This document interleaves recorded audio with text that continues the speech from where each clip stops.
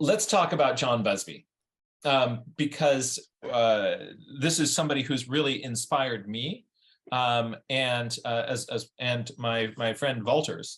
And so what we're going to be doing is just geeking out with you about why John Busby is so cool, and then showing some examples of Busby's work that we think is iconic, is instructive, and we're going to be trying to extract cool strategies from that. Valters, for people who haven't met you yet, could you introduce yourself to the community? Yes, of course. My name is Walter, and I am from Latvia, and I'm a part-time nature journaler and a windsurfer, and I've been nature journaling for about 2 years now, and I found that John Busby is the artist that inspires me the most because I think he's just really unique. The style, how he draws and captures the poses, you can really feel like you are there with the bird, and I really like that about him. And I cannot find it in any other artist is doing it the same as well as him. So definitely my favorite. Yeah, I the I love the way that Bill Barry draws mammals. I love the way that John Busby draws birds. And boy, well, this is going to be fun. It will. So I was first exposed to John Busby's book when I was fairly young. I got a copy of Claire Walker Leslie's book, Nature Drawing: A Tool for Learning, and it had a couple of John Busby sketches in it. She has these wonderful examples of sketches from people all around the world. And there's this John Busby, and I was like, whoa, this person has got crazy game. And ever since then, I've just been an absolute fan. For people who get into this, we're going to be sharing several different books. This is a book that John Busby wrote on drawing birds. It's called Drawing Birds, and 5 stars.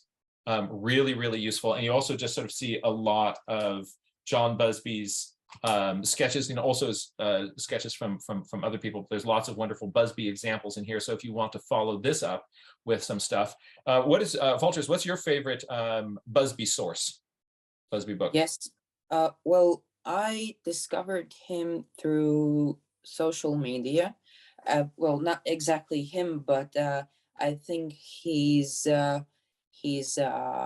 daughter or somebody runs a social media account for him, and I just popped onto his sketches and was immediately taken in and awe. So I ordered a couple of his books, and I have an original from him coming my way. So hopefully that will get here soon. And my favorite book by far is definitely Birds in Mallorca. I will share some, yes, that one. I will share some drawings from it, just because of the style in it, and it just has so. I think it shows Busby in his best way. There's just birds in flight, postures, birds in the environment. So you can take a lot from this book. So that's definitely my favorite one. And let's also, I think I've loaned out my the other sort of big Busby book that I have. What is your other favorite Busby book? Yes, the other one is called Looking at Birds, and it is, you can say it is a protest against field guides.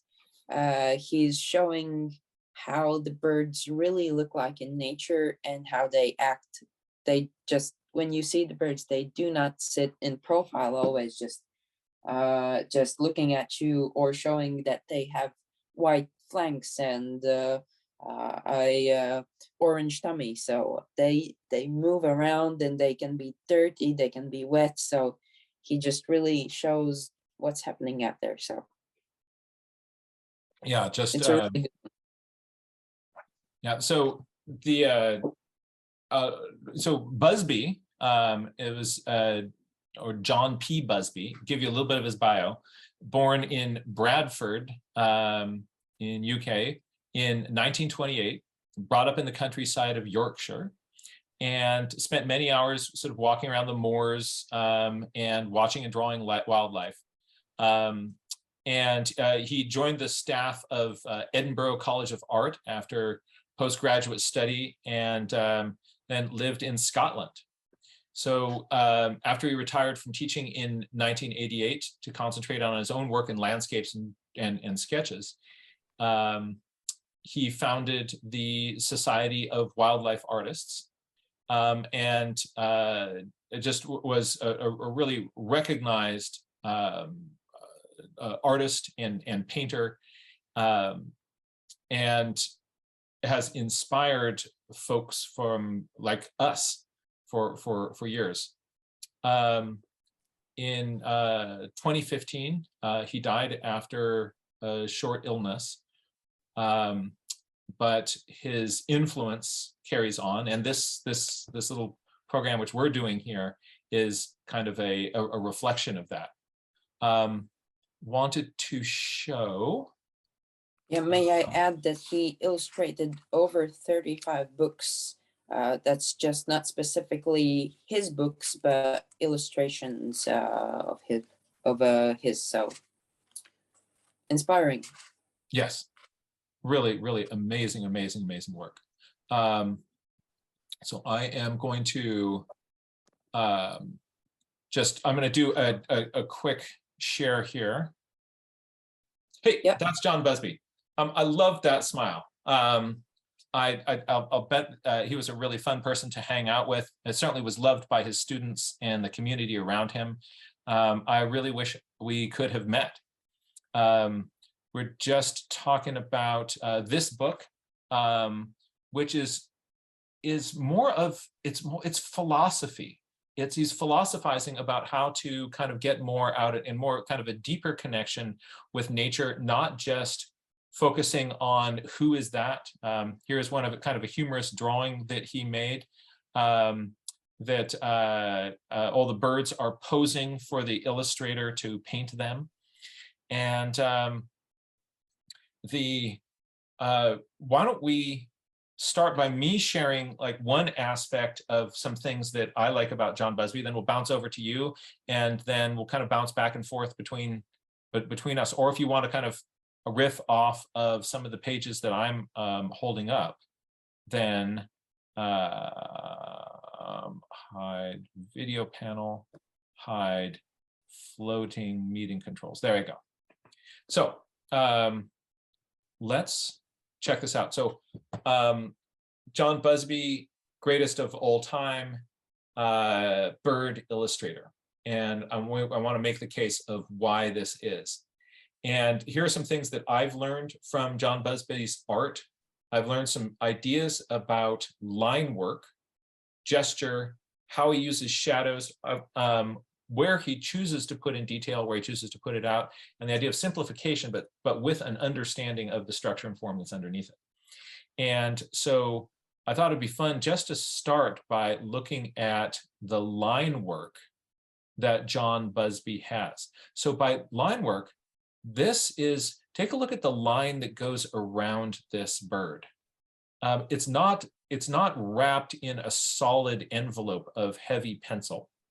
There are some places where the light comes in, some places where it's defined by the edge of the pencil.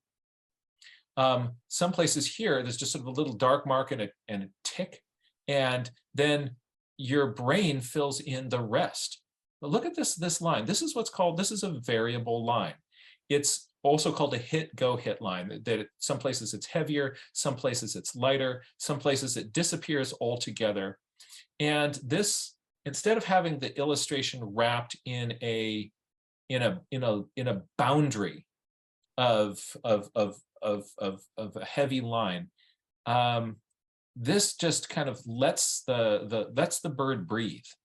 But look at that, how the line, how tempting it would be just to have like a single kind of heavy line.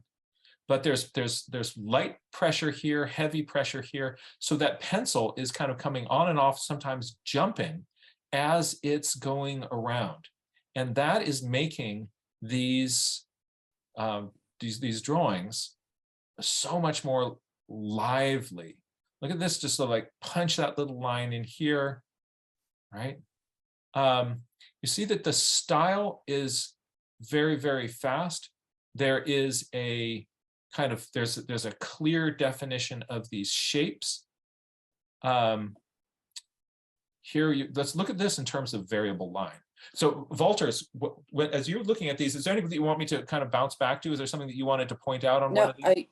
In fact, I really like this one because it just really gives, because of the line, it gives you the feeling where the shadow is, where the light is hitting the bird and which part of it is in shadow. So I really like that. So you don't have a clean line all the way and then you put in the shadow afterwards. But if you start with this and you already have an outline that is in some places darker and some places lighter, it really gives you the feeling of the direction of the sun.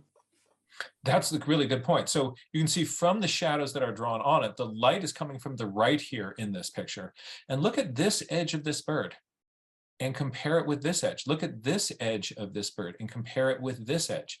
As Valters is saying, this heavier line, it's dropping down onto that shadow side. And places where kind of the bird's body tucks into itself, he's sometimes kind of punching in a few little darker marks there. It really gives you a sense of volume. That's a great way to enhance what you're doing. Look at this variable line. What are you noticing as you look at this? Well, I really like, this is about the birds, but I really like the water, in fact, actually. Just how you can really feel the environment that the Little Dipper is in, with the fast flowing waters and those sides of the rivers there, a bit green. So I really like this.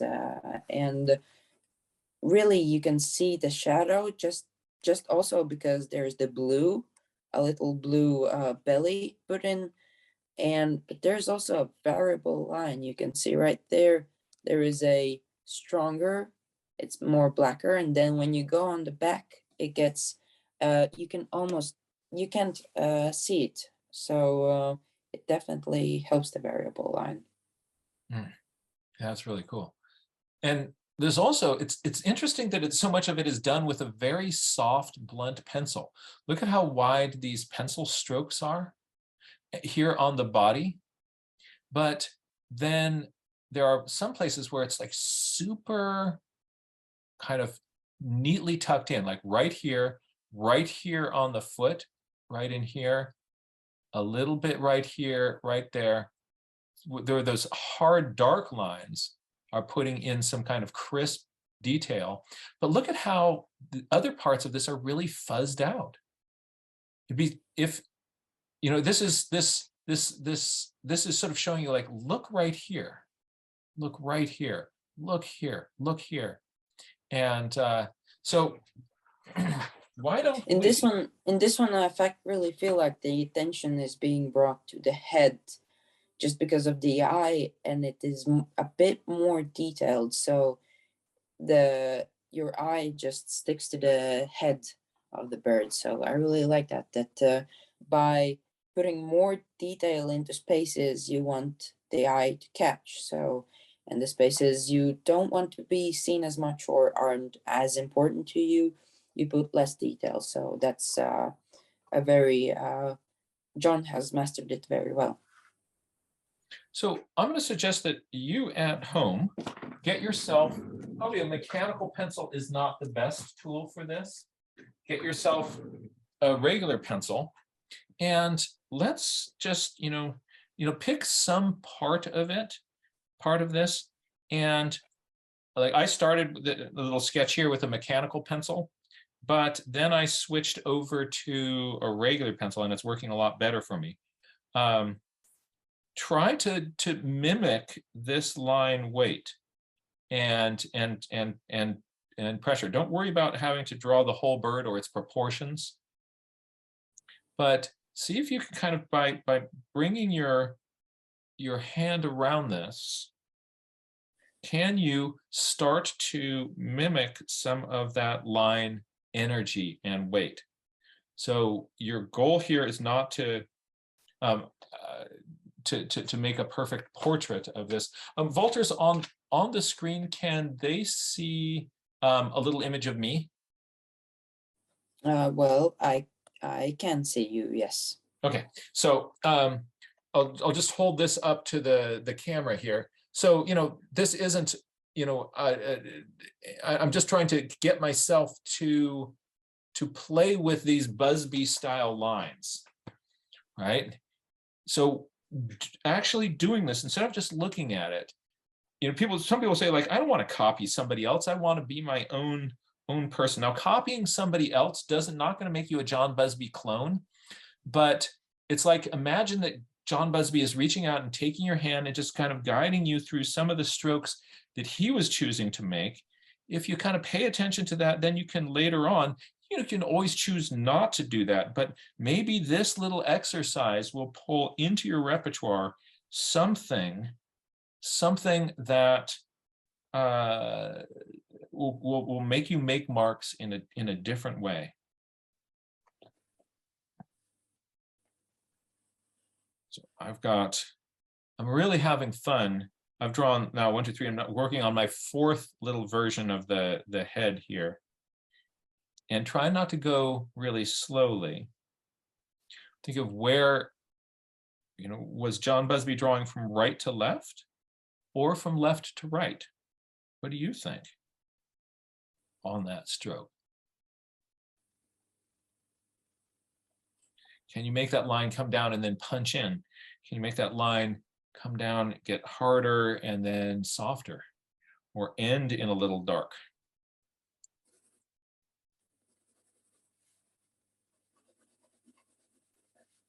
Isn't that's beautiful? I love what you said about kind of your attention kind of jumps down there into that eye and that face. Ooh.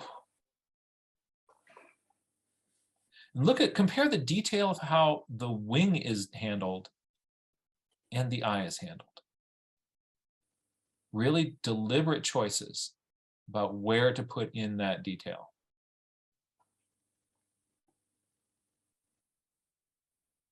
And this bird is going to fly downstream in just a minute.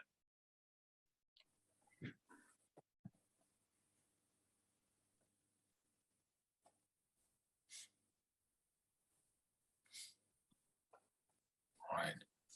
So would Valters, should I continue with this, or did you want to show some? Should we keep going with this and kind of jump into this? Yeah, we can continue. Yeah, I will show some later. Yes. Okay, great. So let's jump into this fast gesture idea. All right, so that was our variable line.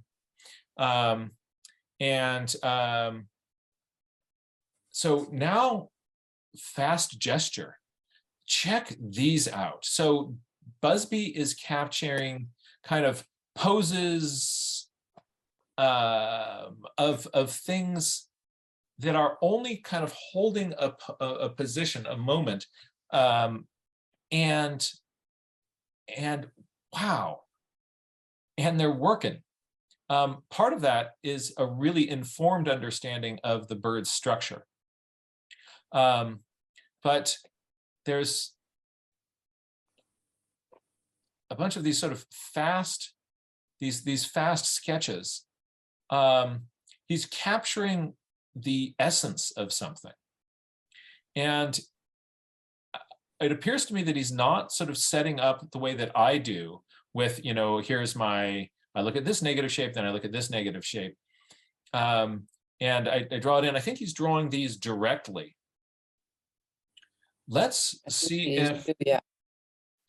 That's just years of practice. That's just years and years of practice. Yeah, so Busby did not start off this way. But just take one of these birds and copy it. And remember that line variation as you did.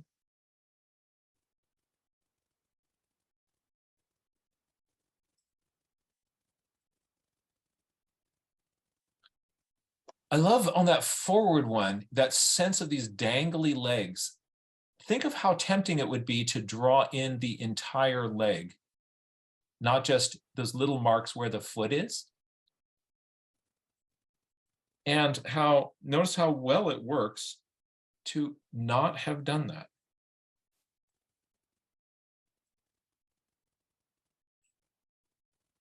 Little bit of watercolor goes a long way.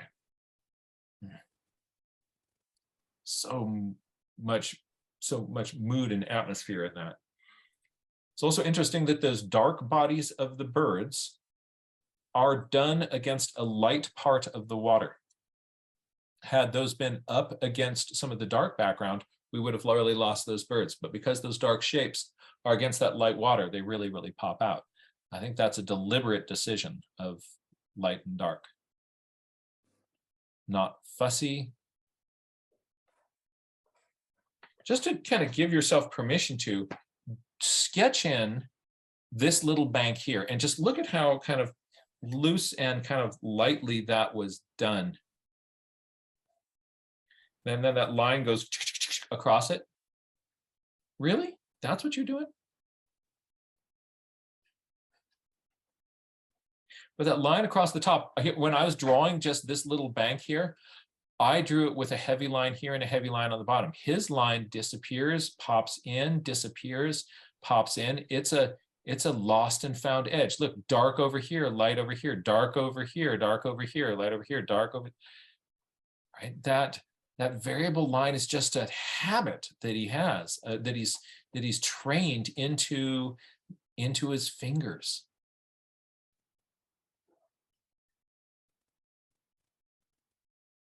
Another thing that I'm finding really interesting about Busby's work is how he's using shadows, deliberately using shadows to do two things.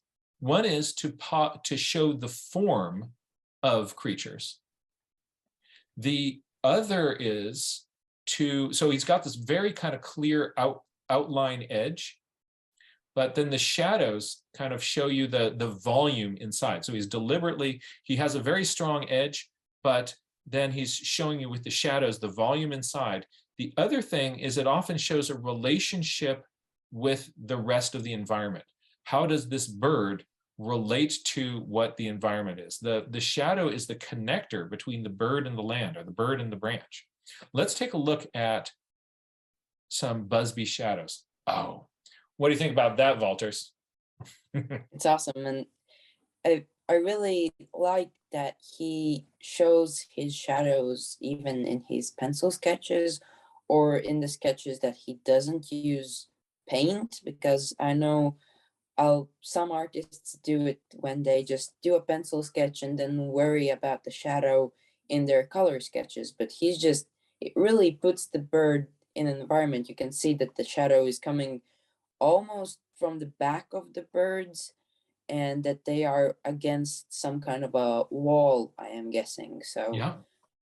It really, if the birds wouldn't have that shadow there, they would just look like they were floating on a little branch in the air. So it really gives a sense that they're close to some kind of a wall, digging their nests out, these bee eaters. That's right. Yeah, the bee eaters will dig a little pit into a steep cliff, so they're on a little twig here. And yeah, you get the sense of this one is further back from it. This one is closer to it. That it shows the relationship between the bird and the background. And let's look at these body shadows here. Here's this cast shadow of these wings onto the tail. I love that. I love that. And look at this is the area that the light is hitting. Here the light is not. How he's handling these shadows on. Look at how that shadow turns. Here's an upper surface that is catching the light, and then it turns right here on the edge. And as you said, he's also using his pencil lines first to sort of capture where the edge of that is. But that shadow then turns that head right around there. Oh, yep. That is so strong. Yeah, and he's leaving where the light is hitting the little bee eater. He's leaving lighter parts there. So he's almost showing the paper through it in some places. Mhm. So adding paper as one of your tones is also very helpful. Mm, mm, mm. Well said. So this one, there's sort of a little smudge down here. But if I cover up that smudge, then there's less of a relationship between, is this a wall creeper? Yes, that's a wall creeper. Yeah, exactly. So, so there's just this little smudge down here kind of gives me a relationship between that and that. Oh, you're thinking like, this one doesn't have a lot of shadows on it, but I want to call everybody's attention to this bird out on the water. Look at that guy, right? Look at this bird and this bird up here. This bird down here and this bird up here. Those shadows carve that little bird that is up there just so simply. It carves that shape.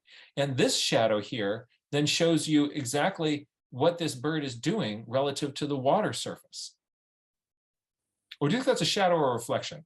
Probably a, what do you I think? think it's more of a reflection. Yeah, Okay. I think that one's more a reflection. But the bird on the top there, it really does show that it's not just like 2D plain on paper, but it really shows how round is the body and where's the wing at.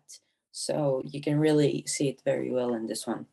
So as I'm trying to copy that little one up there in the corner, right, I'm just trying to make a little copy of that. My line came out so much more kind of heavy than his, without line variation. He's got line variation even in this little sketch up here. Boom, boom, right?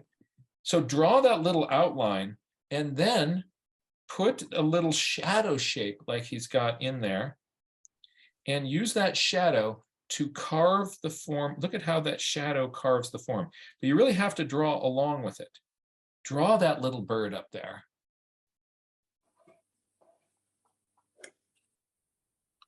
Oh, makes such a difference to put in. I did the same thing again. He's just got all this line variation, line variation, line variation, punching in these corners. This It's little really spot, hard, isn't it? it is. I after watching after going through some of his books, I remember one morning I went out and I said, well, not I'm gonna draw like Busby. I'm gonna try to draw like Busby, but it's really hard to wrap your hand around the fact that you have to at some point press harder, at some point press lighter, and it's really hard. It Yeah. is. I'm now just sort of trying to kind of copy his line around the back of that and to sort of feel where it's kind of getting darker. And I'm now just making my sort of my fourth iteration of that, where I'm trying to go light into a darker line, into a lighter line, lightest line, into a dark punch there, and just making that line there. I did it, I've got it now 4 times on my page. And it's just so interesting to sort of feel John Busby coming out and sort of showing you this is the way that I draw. Again, we're not saying that this is the right way to draw, the only way to draw, but try some of this and see if that might inspire you. Let's take a look at another. Look at this. Oh, the relationship of this. Now that's done with a felt tip pen. That's sketched in there with a felt tip pen. But having this mark down here, whether it's shadow or reflection, you get the relationship of the bird to the substrate. The It bird really, to the substrate. I think if that little shadow wouldn't be there, almost would be impossible to guess how far from the water is the bird. But just because there is the shadow, you can really see that the wingtips are almost touching the water. So it get really close. The bird is really close to the water. Wow. Look at that variable line, even with a felt tip pen. Busby, you're blowing my mind, going just light out here. Think of how when you're drawing with a pen, how easy it is to just kind of be constant pressure. Look at this dark mark right there at the tip of the beak. Little accent on that line there. Light here, gap. Would you leave that gap? Oh, I'm so glad you did, right? It's just, I mean, that line variation, like dark line in there, light in there, and then the relationship of those birds to the substrate because of those shadows. Look at these shadows. Isn't that brilliant? Oh, and this little dark across the side of this gull here, that's because of the shadow of the wing. That's a white-bellied gull. That's its shadow falling across it. And then it's got its shadows, the shadows of all these little ones on the ground here. If you put your hands up over that, there's no relationship between this and that. This particular drawings is really awesome. What really jumps out to you here? What? I think it just gives the sense of a place for me, I would say. When I first look at the drawing, it's just not about the gulls. You can really feel that they are flying over the fields, and I like the little cow there on the top. It just gives a feeling of where it is happening, and I really like that also about Busby, that he puts his birds into an environment. So that's really nice. Yeah, I've actually got a whole, at the very end of this talk, I realized that that was something that he does so well. I then, even though it's not in one of my lists yet, I have a separate section here of kind of how he shows the place and the relationship of the Me birds to too. the place. Me too. That was. But you're absolutely right. And look at how simply look at the line variation again. But like that cow is not fussing, that's not a fussy cow back there.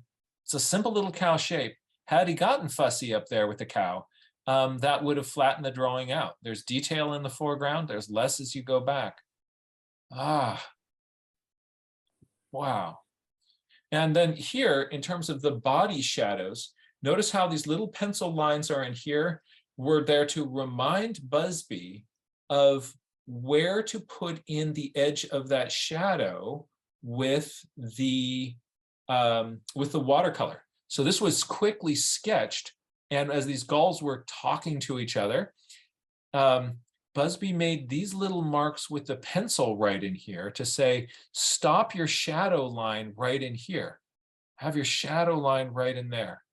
Yeah, it's like when you're putting colors, when you are sketching a bird, but it just moving around so a lot, or it just flew away, that you don't have time to pull out your watercolors. You just put in little codes, like for blue, you put BE. So it's the same with the shadows. He puts in where the shadow should be. Not only the colors, well, he's not putting the colors in here, I cannot see, but he's putting in where the shadow is. So that's a really nice touch, just not putting the colors, but also showing the shadow of the bird. That's a completely separate thing as well. So yeah, I'm now trying to make a little sketch of the front of this bird, of just taking this one here, just drawing this little neck area and sort of giving myself these little shadow marks. I'm going to draw this neck here, not get lost in how do I draw this beak, but just that little, and look at having that little bit of, that little glow of light along there. It'd be so tempting to bring the light all the way to the edge, but I really like having a little bit of that kind of, those feathers on the edge glow a little bit like that. Wow.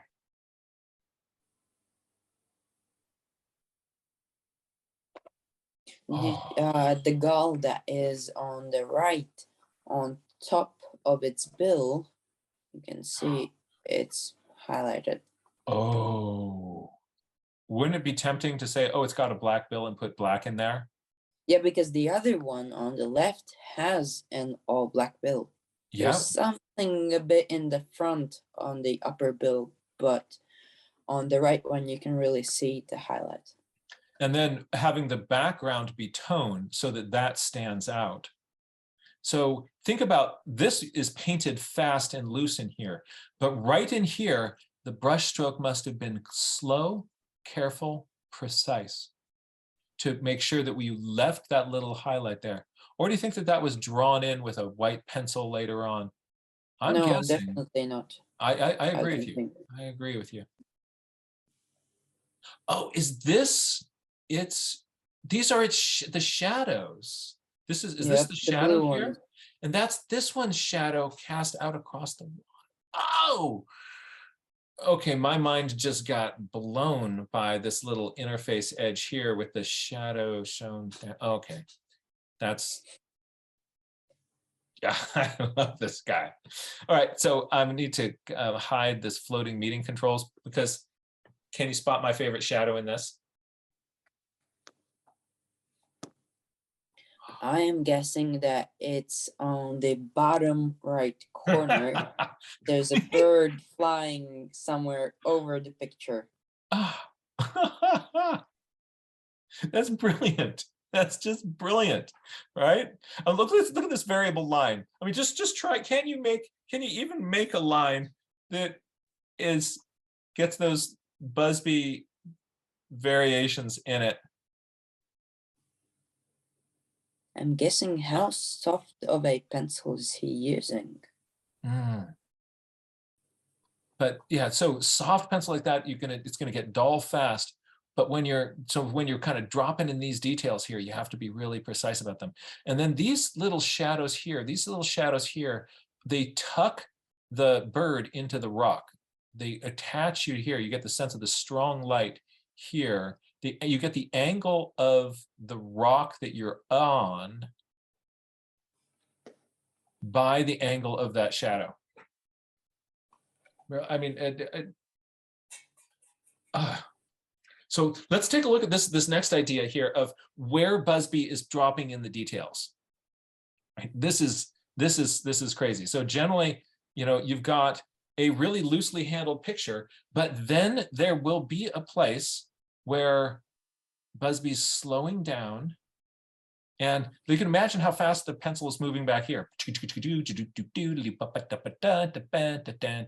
Boom, right? And then, oh, what does that do with where you focus? Your eye just really pops to the beak. Yeah. Because he's doing it because the beak is the most, well, one of the most spectacular part of this bird. So he really is trying to show it. Now, I see. I would tend to draw it like this, but look at what Busby did there.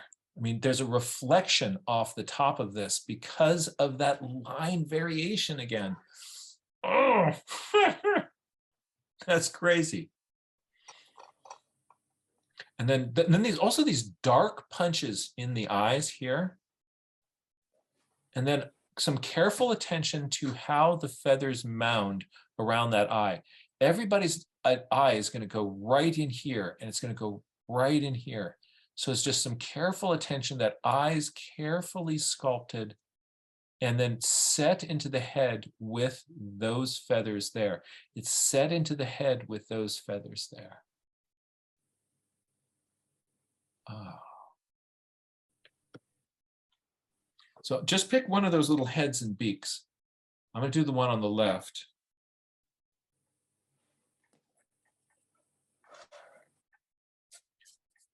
Still having, don't worry about making it look perfect. Are there elements of what Busby is up to? Like my proportions are whacked. I'm just trying to get a little bit of sense of that line.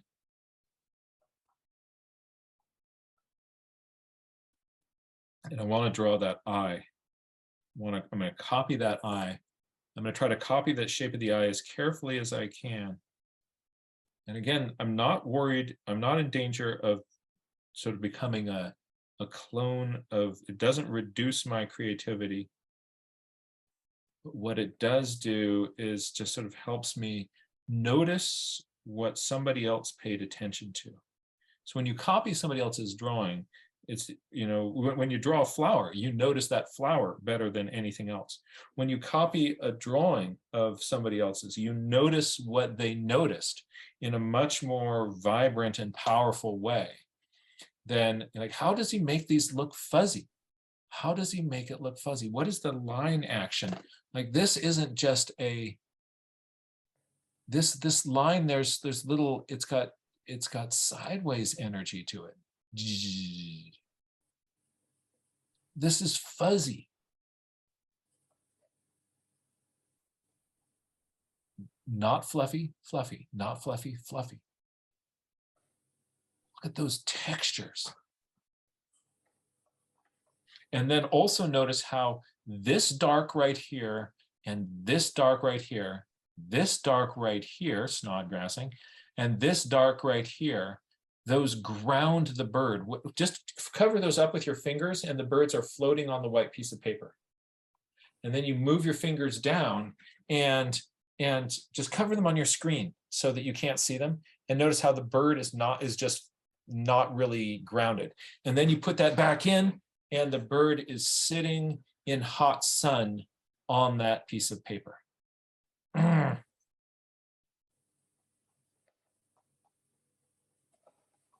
So detail is selective. Detail is selective. Where are you going to put it in? Where you choose to put that detail, that's right where our eyes go.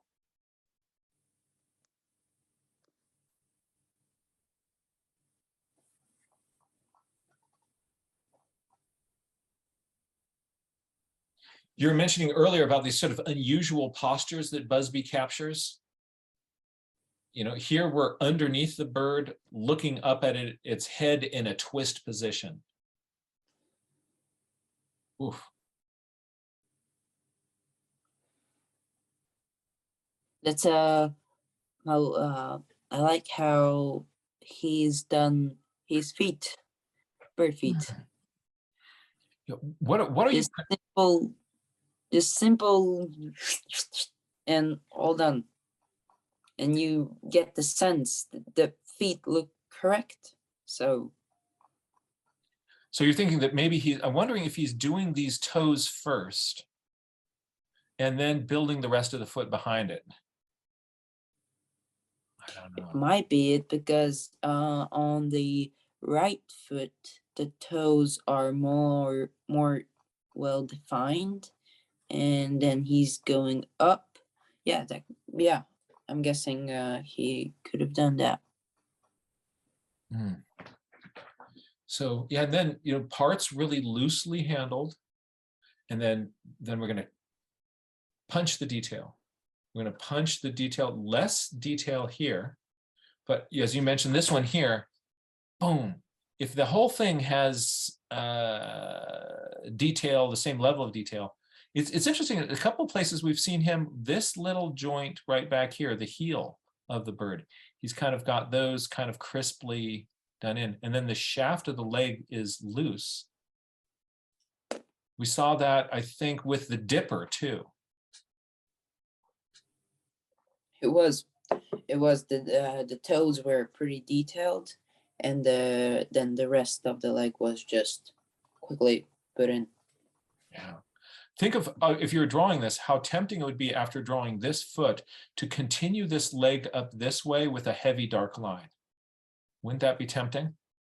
But then there'd be this like, big bar standing out here, and this kind of just softens it in, blends it in. I would be tempted to hit this shaft here with big heavy lines on either side, and then that would really draw attention to that leg. He wants your attention here, not here.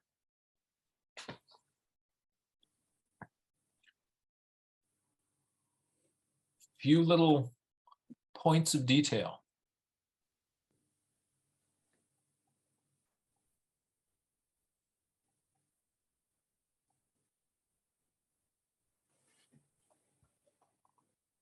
So detail is selective. A little bit of time spent here, a little bit of time spent here.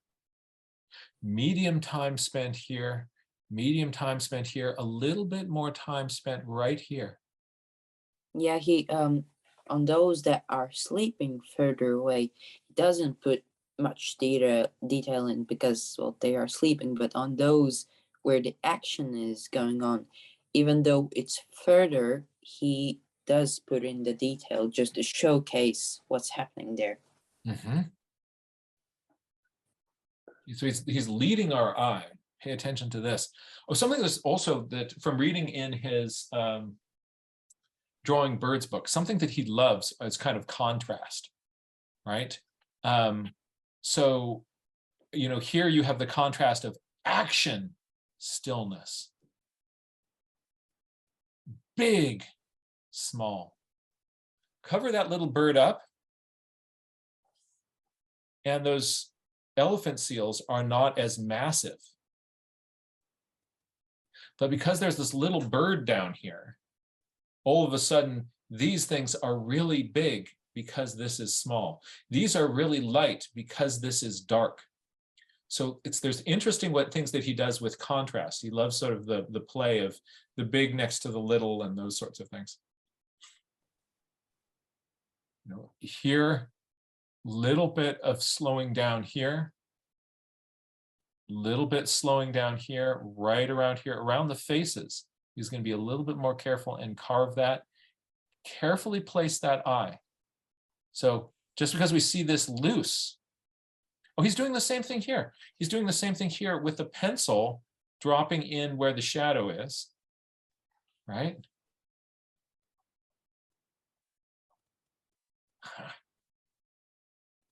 Look at how that pencil line defined where that shadow is. Is that a razor bill?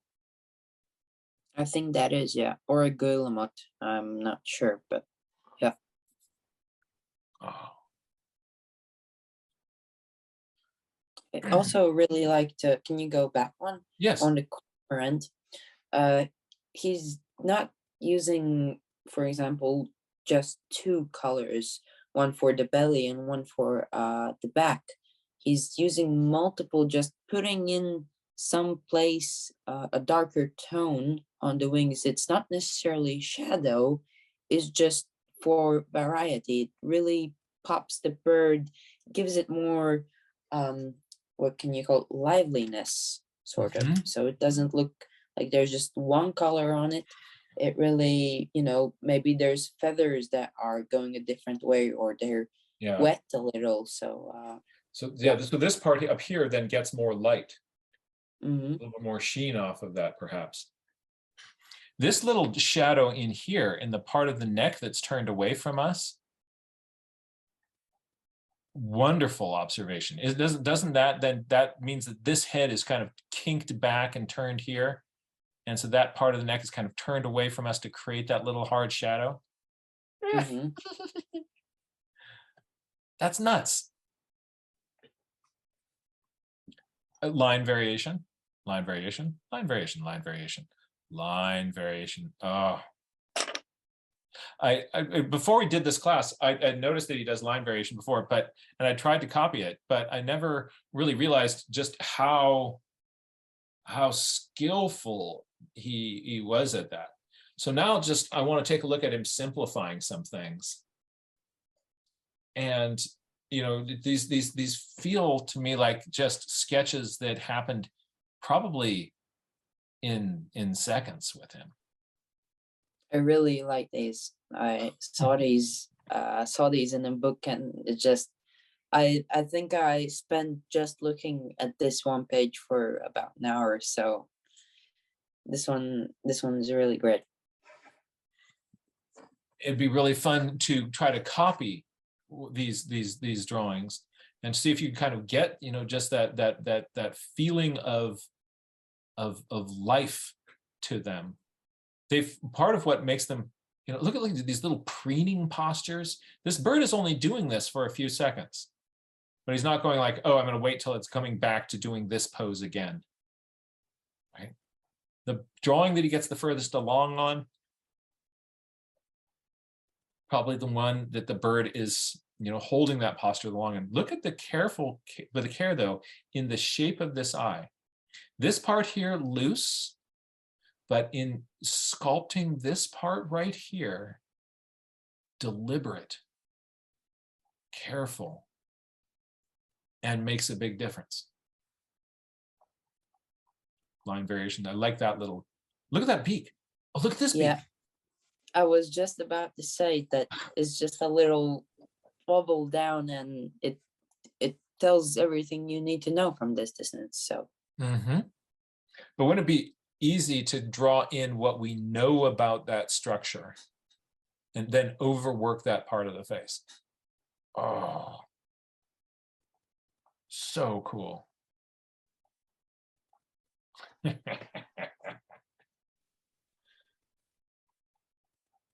Wow. This one I had a hard time figuring out whether to put it in the place. So here, to kind of show the structure of this bird, like the head gets a little bit of detail, neat angles in here on the head. But I like how the direction of these marks on it changes on the back, so that you get the sense that these are little black crescents on a surface that is facing up because of their orientation. And these ones are then on a side. And here we're starting to tuck under the body. So that really, and you end up, because of the direction of those marks, this has a tremendous amount of volume to it. Then I also like how those shapes, he's intentionally repeating these angular shapes in the rocks around the, I'm guessing, ptarmigan. Yeah. On the back of it, the line is very loose, and it can see how well this bird blends in with the environment. Oh, so down here, it's placed on the ground with a hint of a shadow and a line above its. Ptarmigans have these really cute fuzzy feet, right? But you're right. This then blends in with the environment because the bird background boundary is indistinct. Just the faintest little line, the lightest line in this picture. For me, though, drawing, it'd be so tempting to say, here's the edge of my bird. And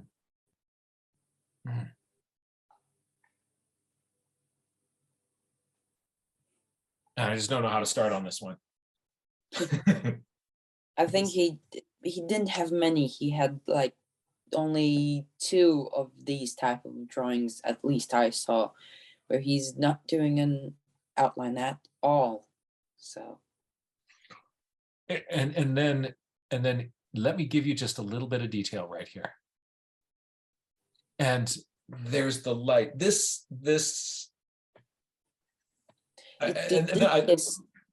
To do this, he just put in the line for the wire, and where is the shadow? That's I think all. yeah, and then a little bit here where the wing on was. The wing, yes. And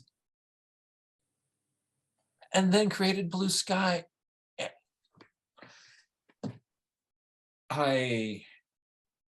This is genius. This is genius.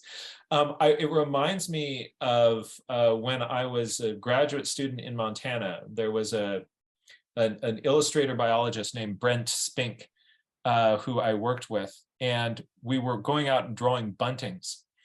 And there was a bunting that was backlit by the light, and the buntings have blue heads, but in the light afternoon light that was coming through the feathers that were blowing up in the wind, it got this red glow, and he painted that in. And I remember at the time thinking, like, why'd you paint that? They have blue heads. I was just being very literal, like blue, birds with blue heads. And he was drawing exactly what he saw. And now I just sort of see like how brilliant that was. And this, it's the same. This is so exciting. Yeah, exactly. Draw what you see. So what would you have to do with your brain for your brain to start to create work like this? What kind of mindset would you have to have that this could come off of your brush and pencil? I'm not there. I am so delighted by this. So, and then I finally had to add one other thing of sort of place and context, because a lot of his things, his sketches, there's these birds that are dynamite, nice shadows. Look at this. There's the shadow trick we talked about.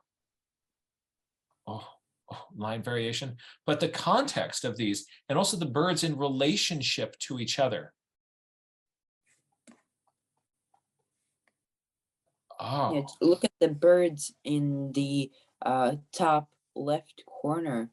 Those are just teas. That's how kindergartners draw birds in their little drawings, but it works. It gives the yeah. sense that those birds are really far away. Yeah, these birds are morphing into these birds that are then morphing into these birds that are then morphing into this bird that is morphing into this one, into this one, into the one that lands in front of you. It really sort of, the detail, the loss of detail as you go back is just like the way we see. I love these, how the hatching lines show the shadow. The hatching lines show the shadow. Hatching lines, and there's, I want to play with that. Look at how that's handled on the rocks. I, brilliant.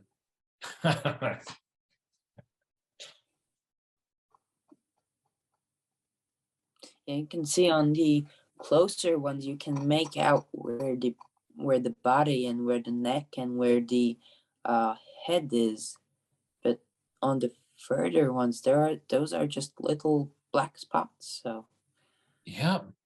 Look at the heron skulking along right mm, there. I just mm-hmm. noticed that. Yeah, so where's their detail? There is detail right here. This bird, and this bird. Maybe these are more detailed birds in flight. But the rest of them, even in the foreground, they're bumps. But we see this and we go like, oh, you've got some geese hanging out here. We see this, and then we know what that is because we see this. Wow. Look at on the little sandbank that is right in the middle. There's that one bird with its wings open, and then go to the right. There's just little lines. What more to the right? More those little lines. They Yeah. Are they? I wonder if they're posts or or birds. maybe they're sticks. Maybe those are Maybe those are I sticks. think Yeah. that he's saying that this in the foreground says there are posts around, and then this says there are posts around, and so he's kind of giving us some posts getting smaller as you go backwards, and then all these birds around. Oh wow. But there's such a relationship. So he's not just getting tunnel vision on the bird. There's also this relationship with place. Relationship with place. This is kind of fun. Also, look at the details in these birds, where he's really drawing the bird. Then there's a middle layer where there's a few simplified ones, and then you get back here. But he's avoiding just making the same mark again and again and again. These little squiggles are informed by an understanding of what birds can do.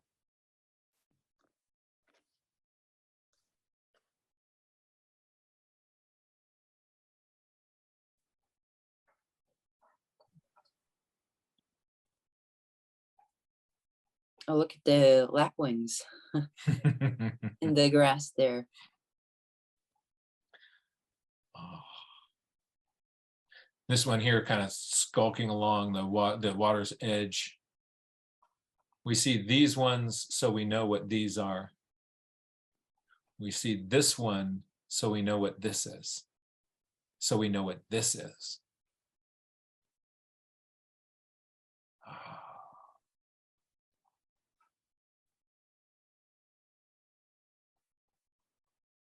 Oh, that turn is just. Well, yeah, let's break that turn down. Oh, so It sort of is fast, but because of the way he handles his colors, it it looks so detailed and it, yeah, but words cannot where's describe the it. detail? So there's a detail on the tip of the wing, even the middle of the wing disappears. The middle of the wing disappears. There's a little bit by the head, actually a lot by the head. That little white spot, I think, is part of the plumage pattern. And then that tip of the bill. The feet just get a dot. And then where it is white is also really important, because you've got the shadows of this bird drawn in, and then there's that white, this white arc up in here coming in the back. You get this sense of light on the back of the bird.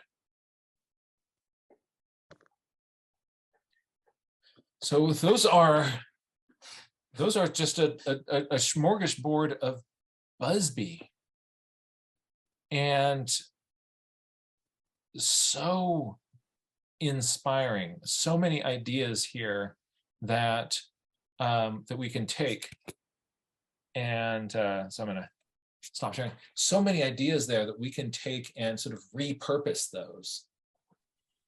So what I really like doing is, when I look at somebody's artwork, just as we've been doing, say, what is it about this that is working for me?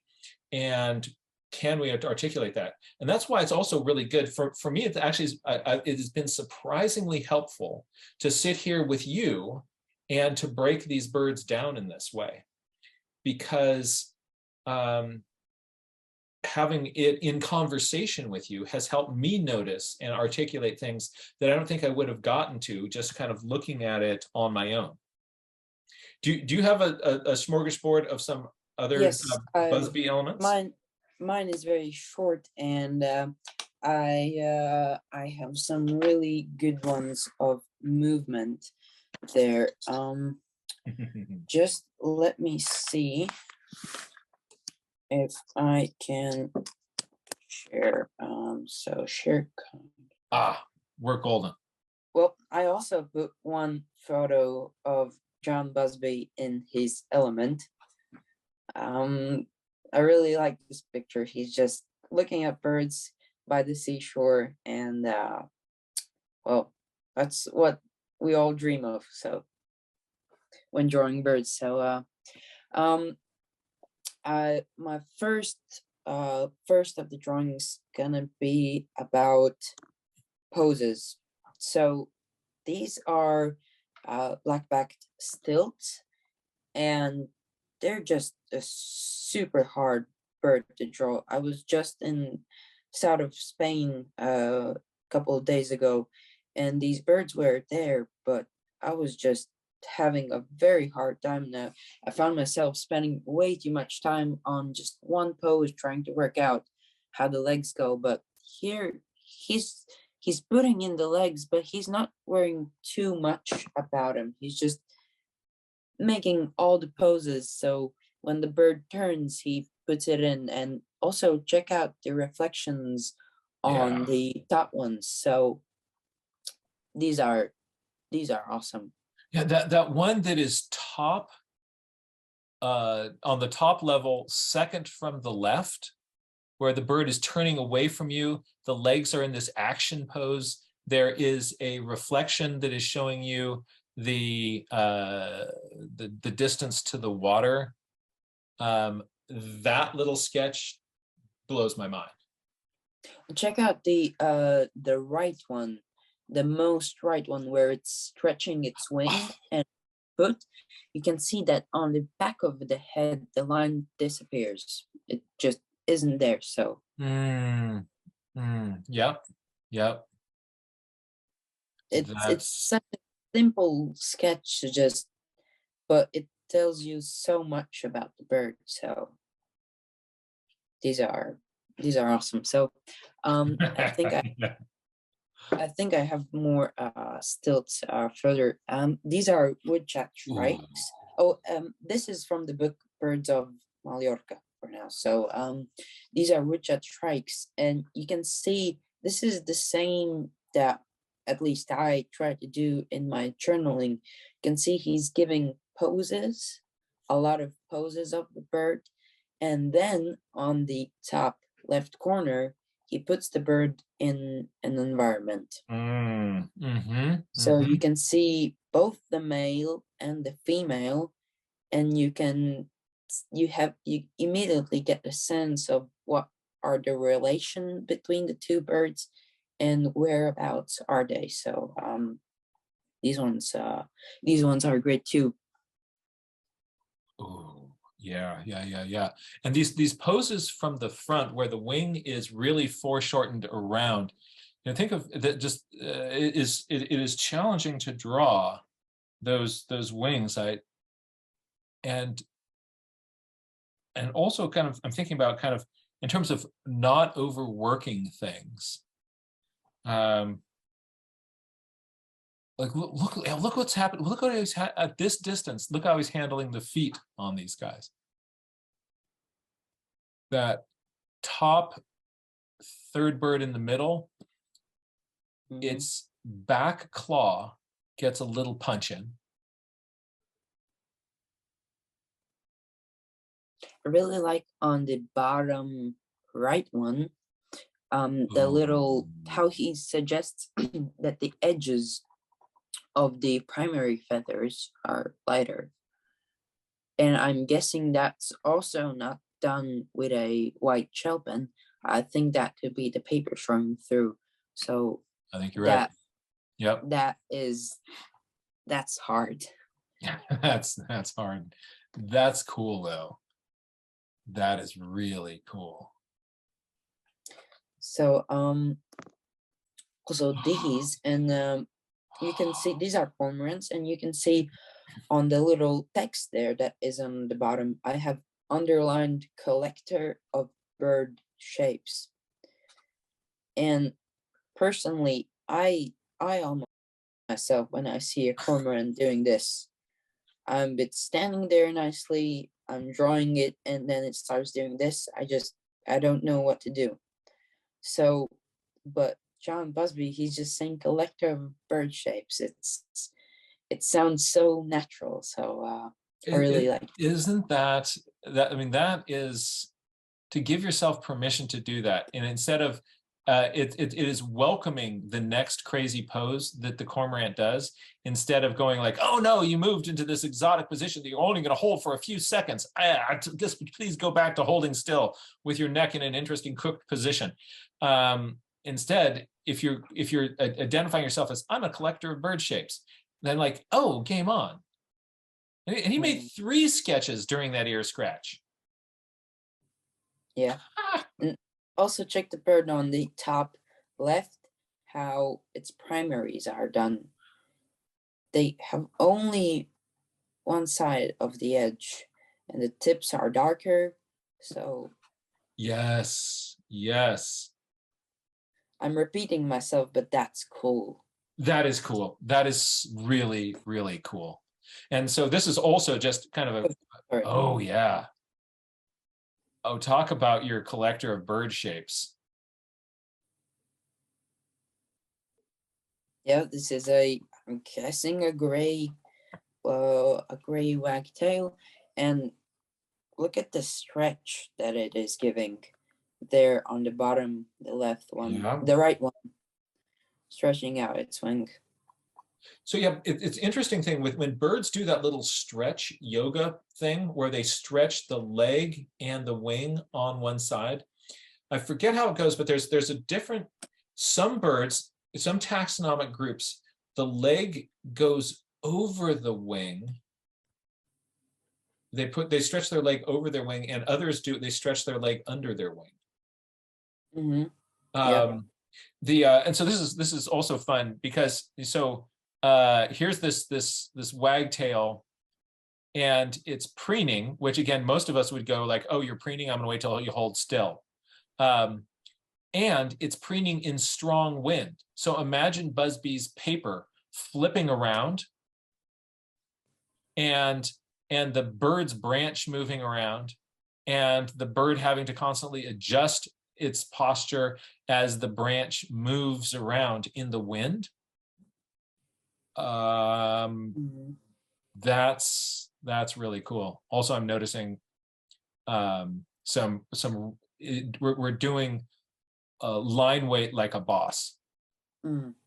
And I think it's really important to have the mindset of trying to be the collector of bird shapes, because if you are scared of drawing the poses, or trying to draw the poses at least, you're gonna miss the moment that the little wagtail is stretching it when its wings out and doing these all sort of little poses when trying to fight the wind. You're just gonna sketch the moments where it's sideways, or the poses that you feel safe on. But try these, because it really shows what the bird is doing, and it's not just profile always. So Yeah. And there's also, this is kind of fun. Jasmine just pointed out the one on the right is shaped like a marshmallow peep. Now that you mentioned that, I can't unsee the marshmallow peep. yeah. But also look at the feet. Look at the feet. So kind of punching in that back claw on the top, and then just the sense of those toes sticking in from underneath. That is so instructive. This is working so well for those feet. But look at what, I'm going to just draw some of those feet, because what are you really doing? There's a little claw mark there. There's a little boom bump, and that's it. Yeah, that's all you did. Oh, Busby, you're killing it. Wow. Wow. Yeah, the toes, like how the toes are handled on the right one, just little smudges, two for each feet, and two for each leg. So Mm-hmm. Mm-hmm. okay, now what else do we have? Oh yes, this one I put in because I really like how he shows the action. It's not sort of, it's a comic. So you can Mm-hmm. see that Tawny Pipit is on the top left one, is looking around. It spots, What a cool erect searching posture. yeah, mhm, Wow. very, very typical for these Tawny Pipits. Then you can see that it has spotted the painted lady, the butterfly. It's moving in that crouched pose with the shadow.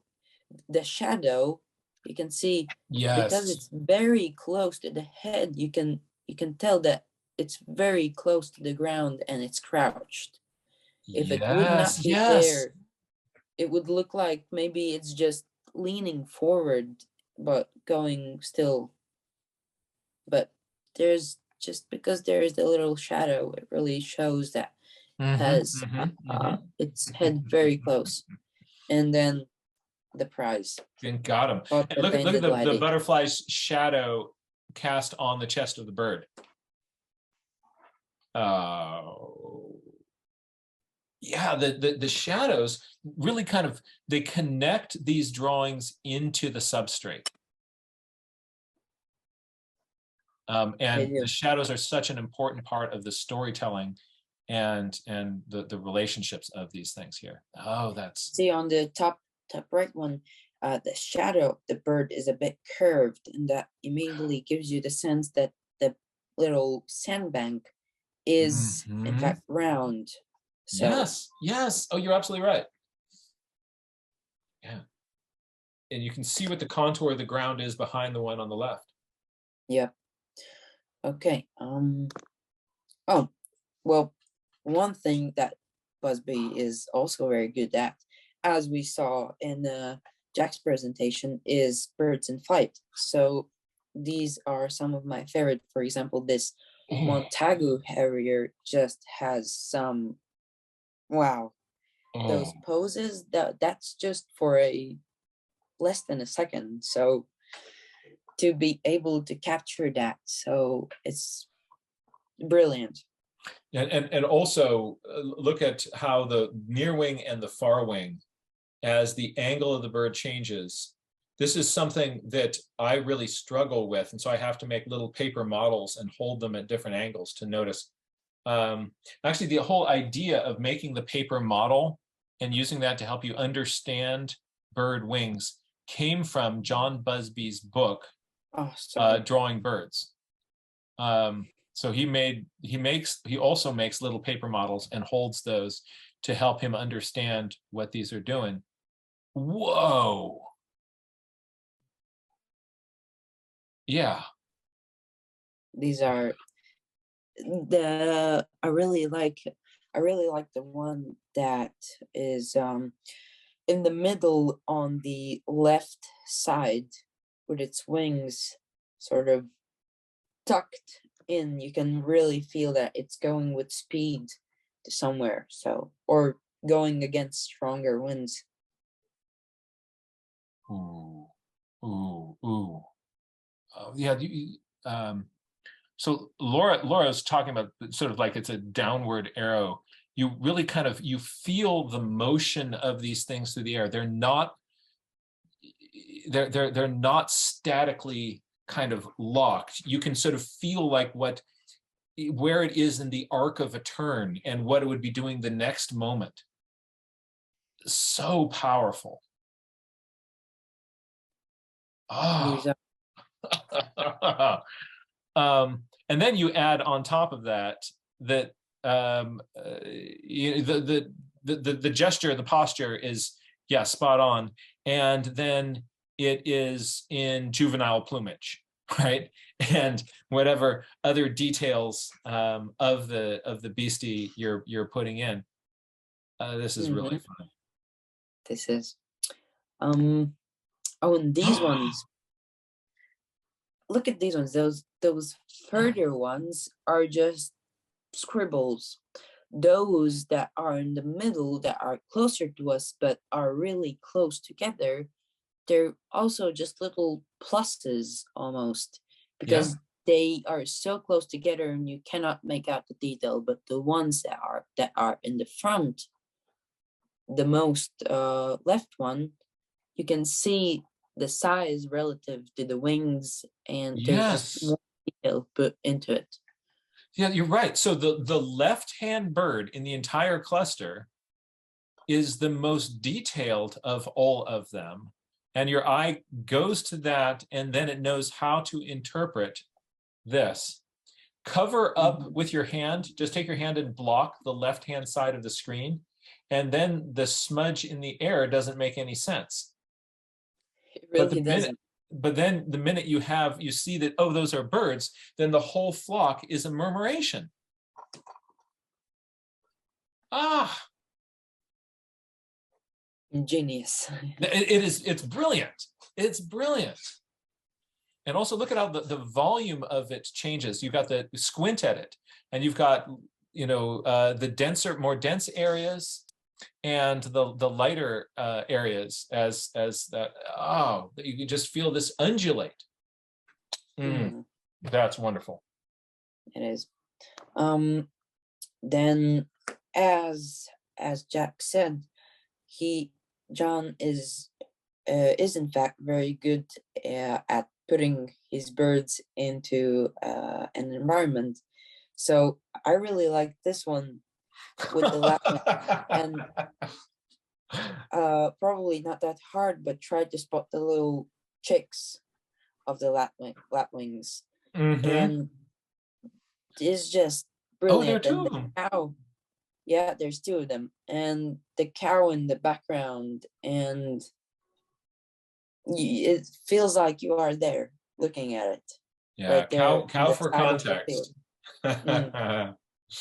Yeah, and you can really see how small the cow is further back, but still how small is the lapwing relative to the cow.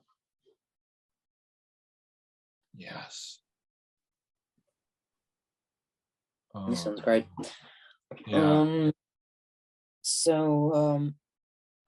And this one, he also does very good landscapes, but this one is also spotted bird. It's right in the middle there, and you can even see its reflection. Yes. And judging that Kentish plover or some kind of a plover flying over these marshes, and the landscape itself is just those very branches good. are like calligraphy. Yeah. Mm. Yeah, the very line on the branches is very visible, and some points it's very dark, and some points it just fades out into the background. Yeah. Oh, and this one, I think this one is one of my favorite, if not the favorite, of Busby's paintings. It's just the atmosphere that with the little yellow wagtail sitting on top there, on the rooftop, with the sun or the setting sun in the background. It's this one's great. So yes, that is really fun. Some intentionally left whites. That bird, very simply done, but sort of where it's yellow and where it's not up there, very deliberate.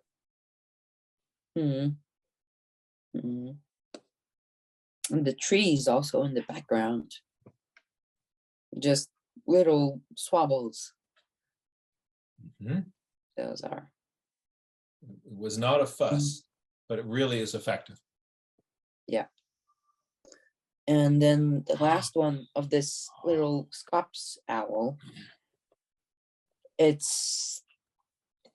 shows that how well does the owl blend in.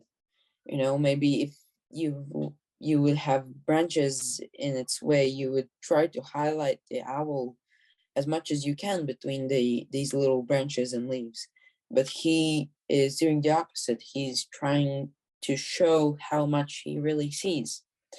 And this owl is very well hidden in daytime roosting. So this one also is great with the shadows. You can see the little leaves are on its body some places there. Yes. I'm looking at this, I wonder if John Busby sharpened his pencil with a knife, because some of these sort of feel very chiseled. It'd be interesting to see, with a knife sharpened wood pencil, you get these really cool, chiselly effects. Looking at that dark line underneath its eye around the edge of its facial disc.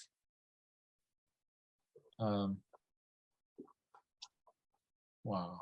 Yeah, the owl is beautiful. That's stunning. That's really stunning.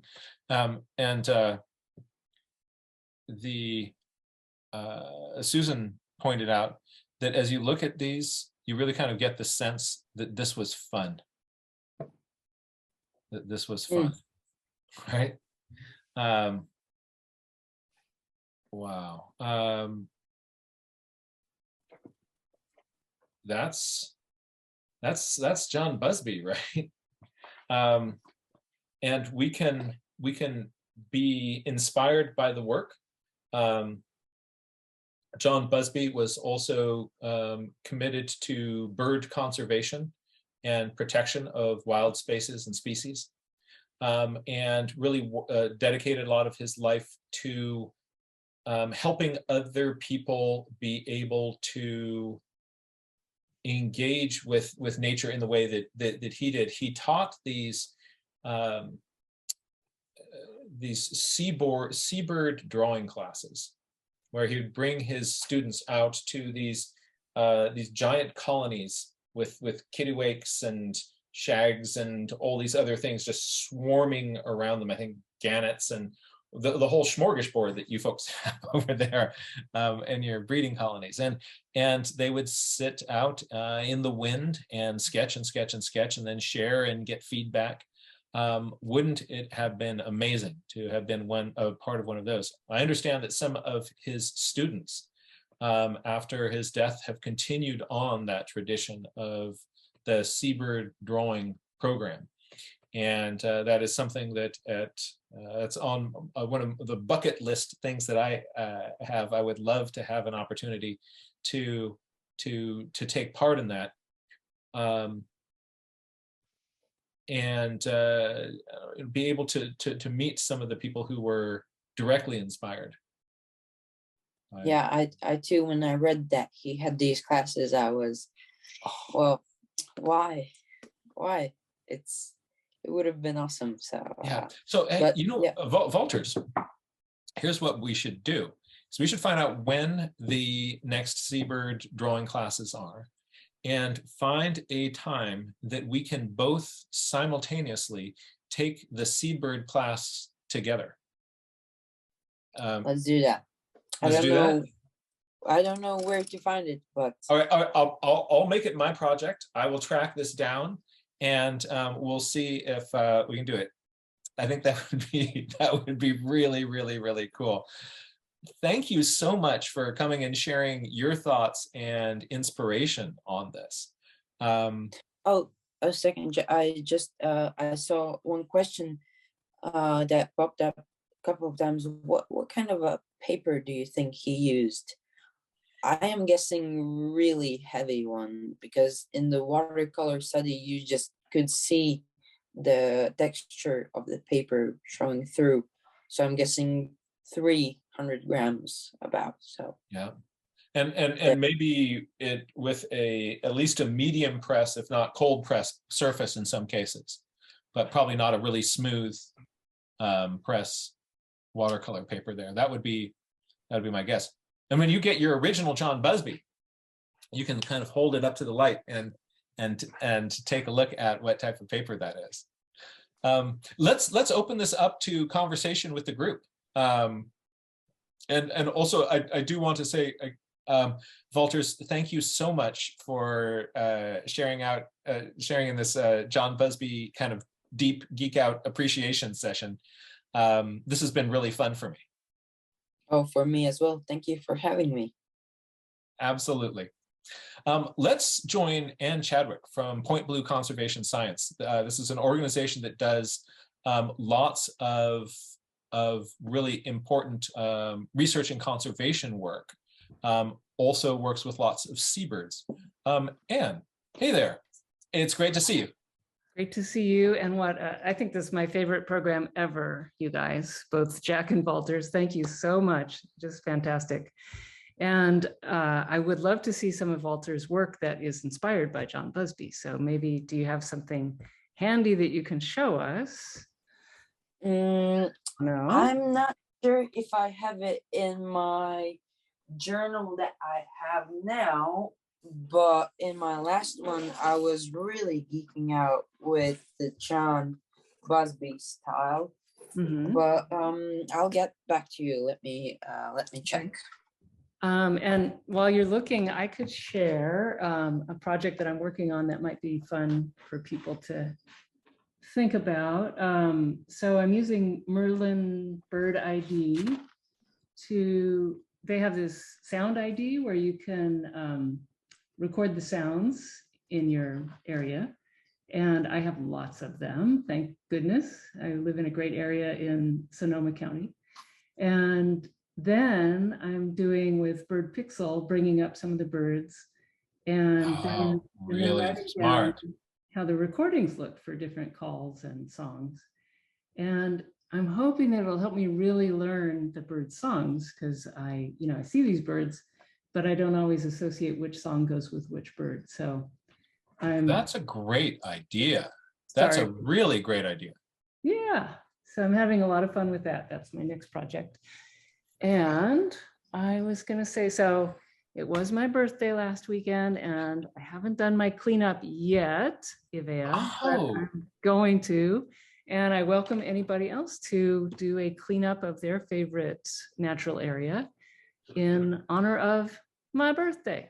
I'm committing to doing a nature cleanup in honor of your birthday. And we'll yeah, would like to invite everybody in the community or watching this later on. So Ann Chadwick is got crazy game in sort of helping bring evidence to conservation. And in honor of your birthday, I would be delighted to go do a habitat cleanup at a local park. Thank you birthday. so much. So Thank you folks out there, this is an opportunity to do the same. So the next time so just take a plastic bag, a garbage bag, stick it into your nature journaling kit. And the next time you're out kind of doing your thing, kind of go get some stuff. And in honor of that, and what should we do? Hashtag happy birthday, Anne. Wow. Okay. I'll be famous. It'll be fun. A and E. That's right. Thank you. And Valters, did you find Yeah, some John well, Busby-esque? I found out that actually his style pops up in various places. For example, some of these cows, even I was trying to do some line variation on these right here. Let's stay these ones. So not necessarily concentrating on the shadows yet, but just doing some places lighter, some places darker, just to get the feel for it. So Oh yeah. these were some of the ones, and I was on a trip last week, and there's an artist there that is he draws pretty close, also similar style to John Busby, just fast, loose. And so we went out sketching together, and here are some of the sketches we were trying Yes. while there. So oh, these really have the character of the animals. Love that sort of tucked in napping one. And the neck on the heron also really feels herony. yeah, it's this one is a spoonbill here, and I think I have a couple of more. Yep, this is another one there on the top. Ooh. Those bills are crazy. And then So here, it's just a playing stork. with which one? Oh, these ones. Yeah. Yes. But here, just playing with trying to capture the gestures, the jizz of the bird, and concentrating on that. No shadows yet, but some more stork, and what else? Ibises. Oh, hey, remember that that Busby picture of the backlit swallow? Hold up this backlit ibis here. Yeah, I was just trying to do that a bit. Oh, that's so cool. So I tried to make it darker here, going a bit lighter, and then a outline in the tone of paper. So very cool. Very cool. So that's inspiring. That's inspiring. What else? So these stilts that I told you about, more ibises, and this is back here home. From the window we have a shrike nesting here now. And these are some of the sketches, and gulls from the fish factory. So I was trying shadows here, so it had a darker shadow here, which sort of curves around, and shadow on the belly right over here.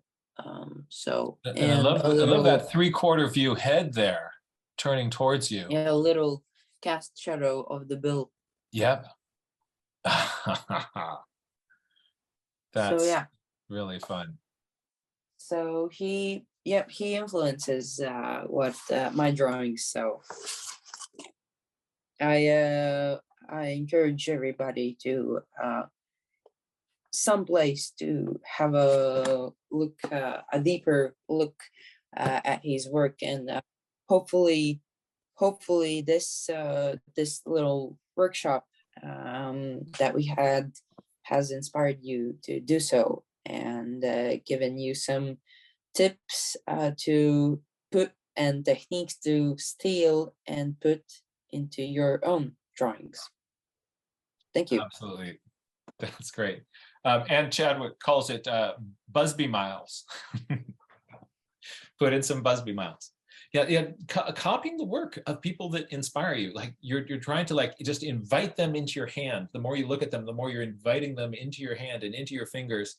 And it's gonna, and it changes the way we see and we think. Oh, this is great. I'm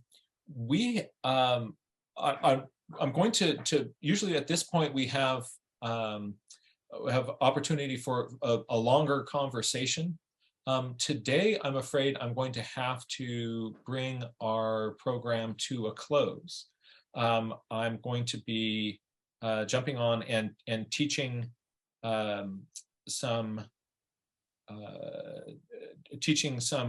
folks in Hawaii, doing a Hawaii nature journaling program, and meeting some teachers there in just a moment. Perhaps, Avea, if you are available, do you want to see if anybody would like to share, or if anybody has thoughts, comments, and ideas about the